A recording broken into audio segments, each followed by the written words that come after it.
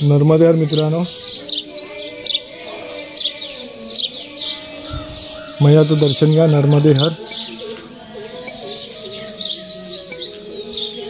नर्मदे हर हे कालभैरवांचं मंदिर आहे. नर्मदे हर.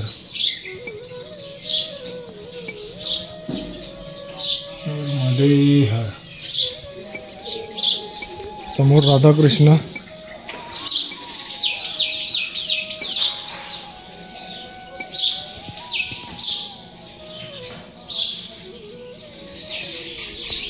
ते राम दरबार. नर्मदे हर.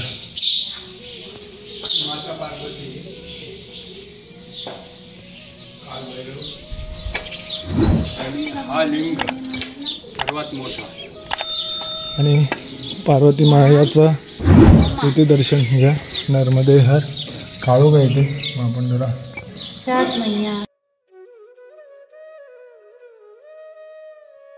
मैया ओ माई. आणि आपले हनुमान महाराज. जय श्रीराम, जय बजरंगबली.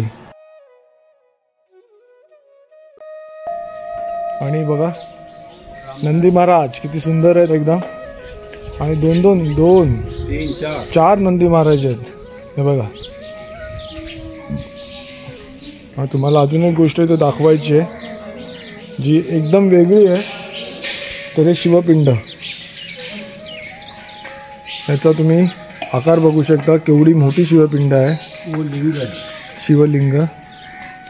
नर्मदे हर मैया.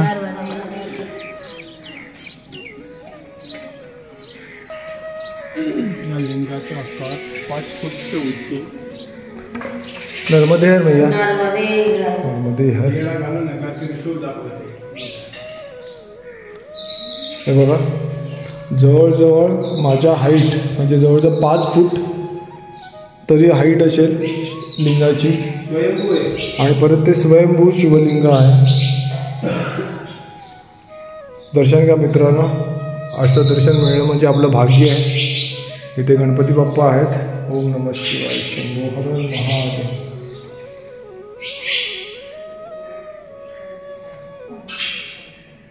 त्याच्यावरील ओंकाराचं चिन्ह आहे.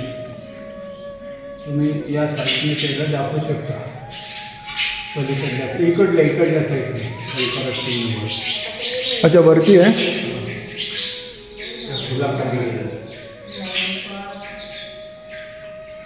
अच्छा इकडे आहे का. अच्छा इथे ओमचं चिन्ह आहे पण ते फुलं टाकले त्यामुळे दिसत नाही आहे.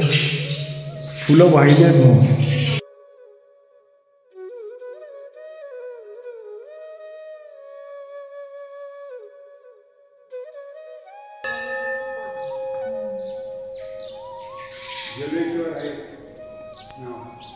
ज्वलेश्वर महादेव ना. तर ज्वलेश्वर महादेव आहेत. आपण जवरेश्वर महादेव. एक मिनिट आहे बघा. श्री जवरेश्वर महादेव.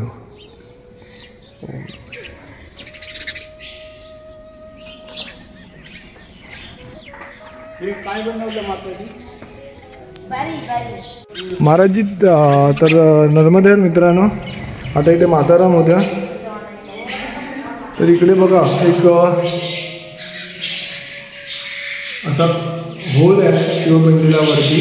तर ती शिवपिंड दिवसेंदिवस त्याची साईज वाढत होती म्हणून महाराजांनी काहीतरी तिथे खेळा ठेवला आहे की ती वाढू नये. मग आता हे काय आपल्याला पण कळलं नाही कशाबद्दल आहे. तर असं हे शिवलिंग आहे. पण खूप छान शिवलिंग आहे हे बघा. खूप छान आहे. नर्मदे हर.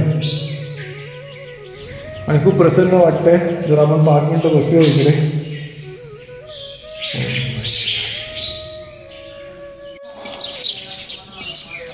इथून तसं दिसत नाही आहे पण दर्शन घ्या. लांबून तुम्हाला मंदिर दाखवतो. तसं आहे जवरेश्वर महादेवचं मंदिर आहे. महादेव पिपरिया. आणि इकडे जी खंडित मूर्ती बघताय ती नंदी महाराजांची आहे. जी पुरातन आहे जी तिकडे होती ती इकडे ठेवलेली आहे आता. हे बघा नर्मदे हर. त्यांचंही दर्शन घ्या. नंदी महाराज नर्मदे हार.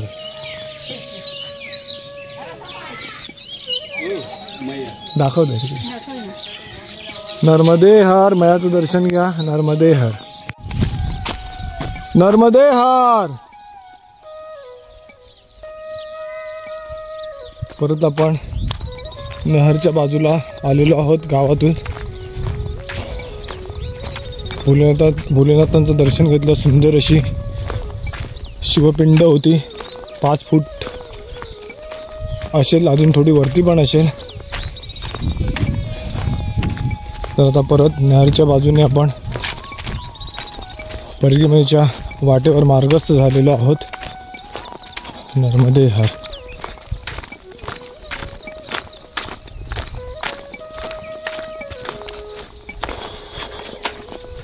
आणि ह्या रस्त्यावर पण चालायला खूप मजा येते.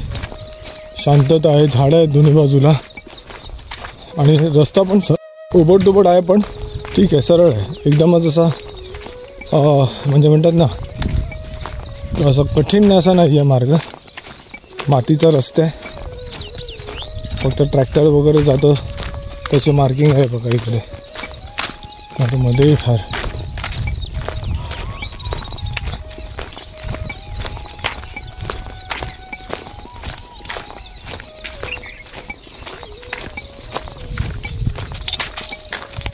नर्मदे हार मित्रांनो, हे बघा समोर ती मैया चालली आहे. त्या मैयाने आपल्याला चहासाठी घरी बोलवलं आणि हा मागचा रोड आहे, त्या रोडनी चाललेलो होतो. तर एक 5 मिनटं खाली उतरून त्यांच्या घरापर्यंत हा रस्ता जातो आहे. आणि त्यांनी बोलवलं तर आपण त्यांच्या घरी चाललो आहे चहा प्यायला. त्यांचा भाव खूप छान आहे, तर आपण नाही पण म्हटलं नाही. नर्मदे हार. बघा माताराम पण येते.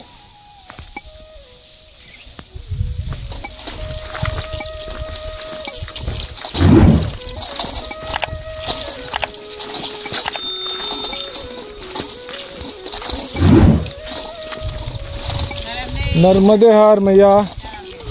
नर्मदे हार.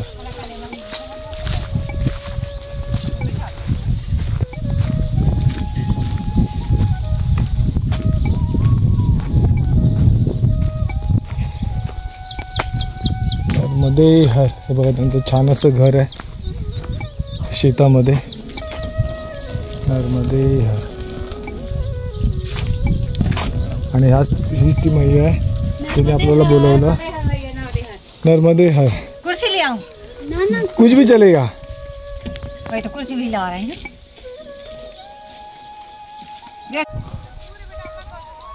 नर्मदे मित्रांनो, समोर बघा एक मंदिर दिसतंय. ते गरुड मंदिर आहे आणि त्याच्या बाजूला एक शिव मंदिर आहे. तर साक्षात शिव तिकडे विराजमान आहेत असं मला ह्या मैयानी ते सांगितलं. आणि जगातलं एकमेव असं गरुड मंदिर आहे असंही सांगितलं. तर मला माहीत नाही ॲक्च्युली काय आहे ते, म्हणजे खरोखर एकच गरुड मंदिर आहे ते. आणि ती मैया बघा तिकडे काम करतायत तिकडे. त्यानेच आपल्याला आवाज दिलेला, बोलवलेला.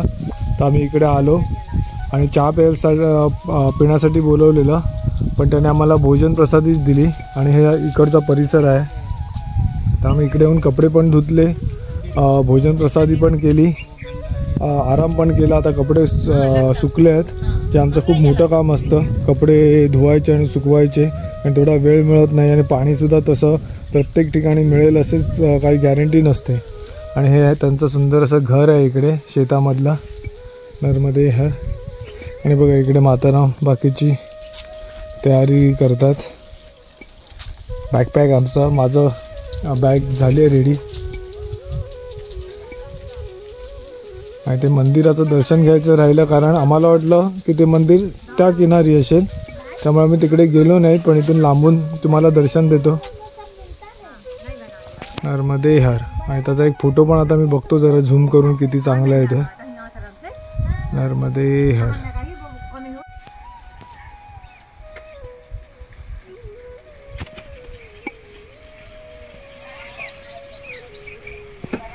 काटने का वो मोटर पे नहीं, वो हाथ से काटते हैं. हाँ, हाथ से काटते हैं.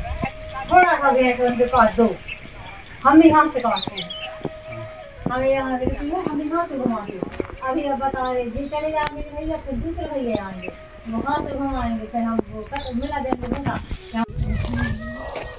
ते समोर घर दिसतंय, तिकडे भोजन प्रसादी करून आता आपण पुढच्या वाटेला मार्गस्थ होत आहोत। नर्मदे हर 11:30-12 वाजता आलो ना आपण इकडे, 11:30-12 वाजता आलो, आता 2:10 झाले। भोजन प्रसादी झाली, हां 12च्या आधी झालं, 11:30-12ला आलो ऑलमोस्ट। हां 12च्या आधी म्हणजे 11ला, 12, 1, 2 हां। हे बघा आता मैयाने आपल्याला इकडून आवाज दिलेला आणि आपण तिथपर्यंत गेलो चहा प्यायला।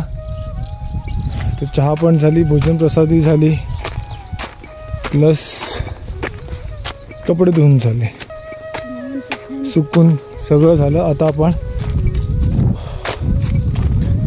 ब्रह्मांड घाटाच्या दिशेने पुढे जात, ब्रह्मांड म्हणा की बर्मान म्हणा, ब्रह्मदेवांची तपस्थळी आणि ते मंदिर तिकडे जे होतं मागे गरुड महाराजांचं मंदिर, तर ती त्यांची तपस्थळी आहे। तिथे गरुडाने तप केलेलं आणि तिथे एक शिव मंदिर आहे आणि ते म्हणजे तिथे साक्षात शिव वास करतात असं त्यांनी सांगितलं। मगाशी मी बोललो तुम्हाला, पण आपला अशाच काही ठिकाणं आपल्याकडनं सुटली जातात, कारण ते लांब वाटलं की त्या तटाला आहे, त्यामुळे आपण गेलो नाही तिकडे। कारण तिकडे त्या तटाला सुद्धा आपल्याला बऱ्याच वेळा तटावरून जाता आलं नाही, रस्त्याने गेलो, त्यामुळे पटकन लक्षात राहिलं नाही की ते मंदिर ह्याच तटाला आहे। एक अर्धा किलोमीटरवरच मंदिर होतं,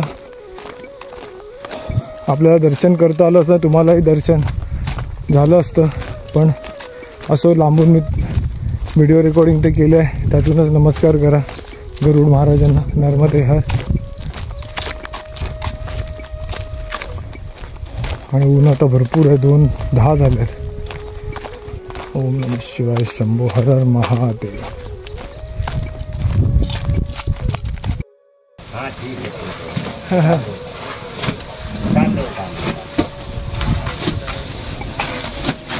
एकदम ताजा गुळ, त्या दिवशी आपण बघितलं पण ही प्रोसेस काढताना बघितलं नव्हतं, हा तयार झालेला आहे।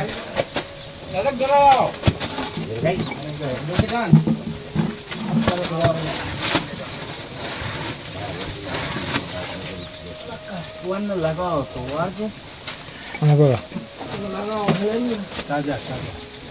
एकदम ताजा रस, गुळ आहे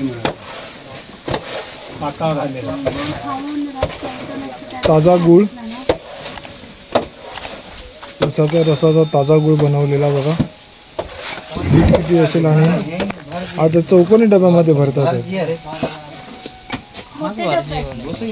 12 किलो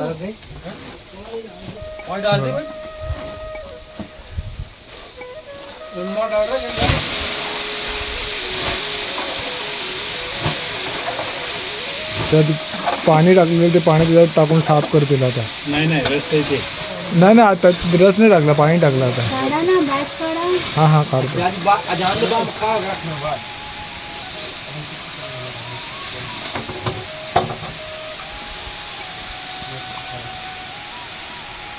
पाणी टाकतं ते, पाणी रस